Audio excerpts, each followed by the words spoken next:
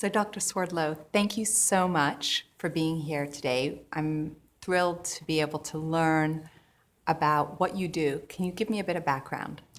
I'm a neurologist, and I focus on Alzheimer's disease, both clinically and in the laboratory and in clinical trials. I'm particularly interested in brain metabolism and the role that that plays in brain aging and in Alzheimer's disease.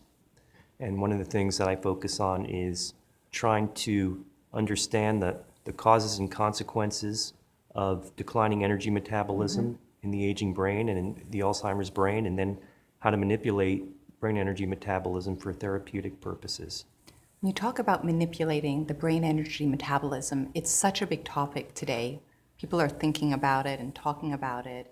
What would you say, from the research that you've done, are some of the most impactful ways to do that? Well, from the research that I've done, I do feel that targeting brain energy metabolism is a valid therapeutic target. And one of the questions is, of course, how best to accomplish that. Right. And we're not really quite sure what is the best way to manipulate it, both from the perspective of efficacy and also from the perspective of practicality. So we're just to establish proof of principle, we're trying a number of different approaches, both pharmacologic and lifestyle-based, and they include diet-based approaches, exercise-based approaches, and pharmacologic-based approaches. Tell me a little bit about the exercise. Well, I'm interested in all three. What would be the highlights of the exercise work? Well, emerging research to date is showing that there seems to be a relationship between fitness and cognitive abilities. Interesting. So people who seem more physically fit also appear more cognitively fit. And part of the issue is what mediates that association. So is there, for example, something that comes from exercise that goes to the brain and changes the brain? And we know that there are changes that happen to the infrastructure of the brain with exercise. As insulin signaling becomes more efficient, we see changes in insulin signaling in the brain. When people exercise, they produce metabolites such as lactic acid, which can go to the brain and can actually serve as a very robust brain fuel for mitochondria in the brain. And levels of different chemicals change. Growth factors are produced that can affect probably neurogenesis as well as vascular genesis in the brain. What about the diet? You mentioned diet as an important piece. Well, I've had a long-standing interest in the ketogenic diet for the treatment of Alzheimer's disease. When I was working in my first wet lab back in the mid-1980s, some of the early studies on fluorodeoxyglucose or sugar PET scans had come out showing that there was reduced glucose utilization in the brains of Alzheimer's patients. And I was working in a laboratory that was trying to study the biochemical correlate of those fluorodeoxyglucose PET scans. And one of the hypotheses we were exploring was that there might be a problem with the transport of sugar from the blood to the brain in Alzheimer's patients. A few months later, this is when I was a medical student, we were getting our lecture on fatty acid metabolism. And the professor giving us that lecture mentioned, there's a ketogenic diet which causes the liver to produce ketone bodies, and those ketone bodies go to the brain, and the brain can run metabolically off of ketone bodies, and this diet is actually used to treat epilepsy.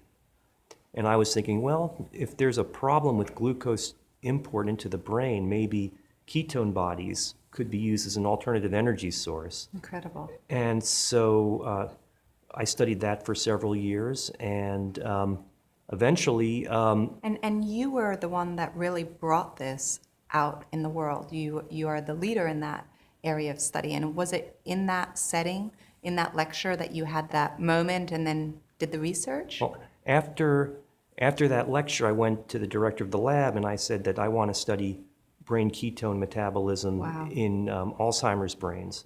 So I spent several years doing that, and we got interesting results that suggested, the brains from Alzheimer's patients can use ketone bodies. So I asked if we can do a clinical study if we can put patients on a ketogenic diet. And the director of the lab said, well, I don't work with patients. Why don't you go across the street and speak to the clinical guys? And so I did, and they actually were very interested in the idea.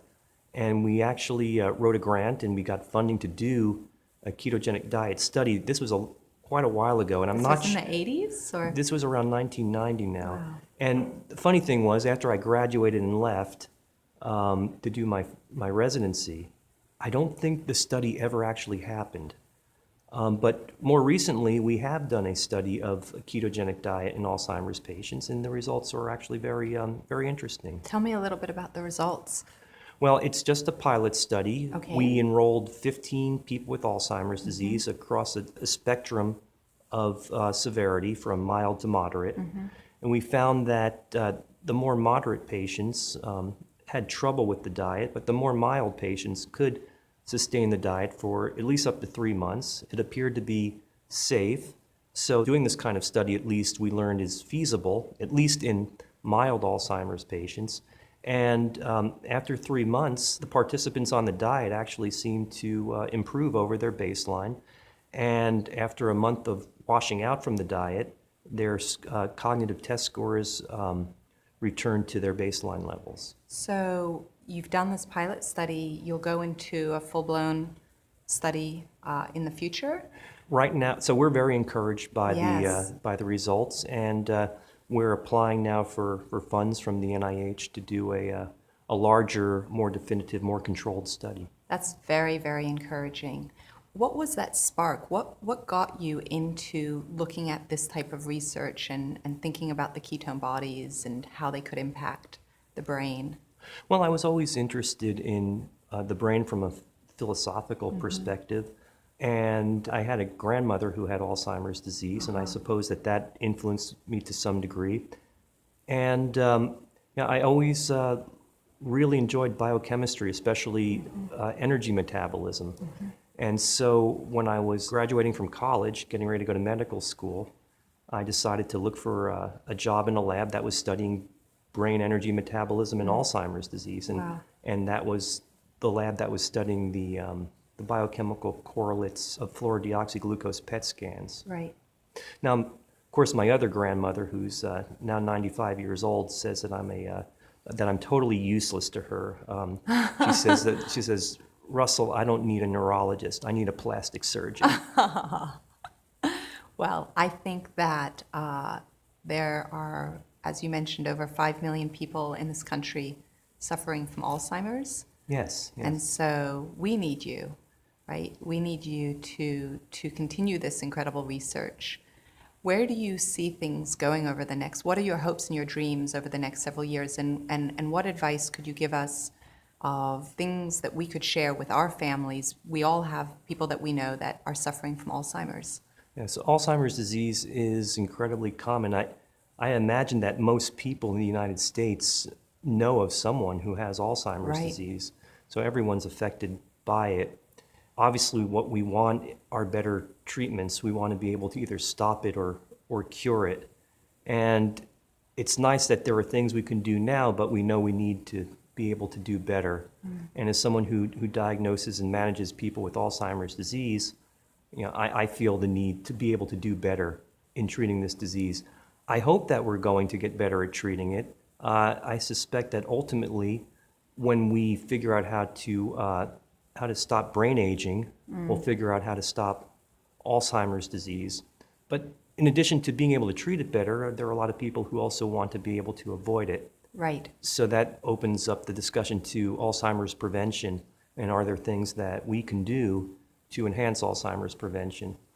And to date, there's nothing so far that has risen to the level of we know that this reduces the risk of Alzheimer's disease, although there are some areas of interest where data are being acquired, and we're going to find out how much of an impact they do have, such as physical exercise Right. and diet patterns.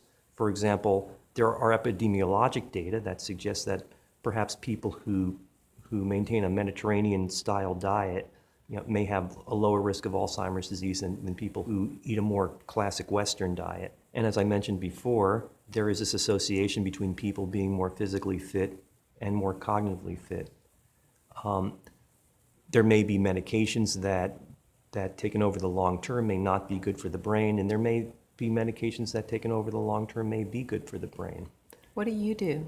What do you do to take care of your brain health Oh, and slow aging down? yeah. Surprisingly, very little.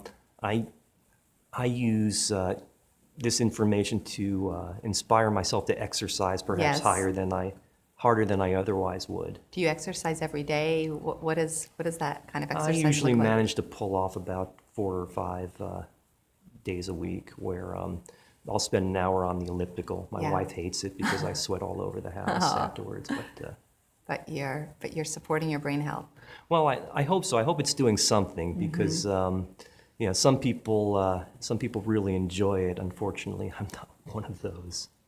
Well, thank you so much. This was fascinating, and I feel that the information that you shared and the work that you're doing is transformative to millions of people's lives, and I'm very grateful for your time. Oh, well, thank you. My pleasure.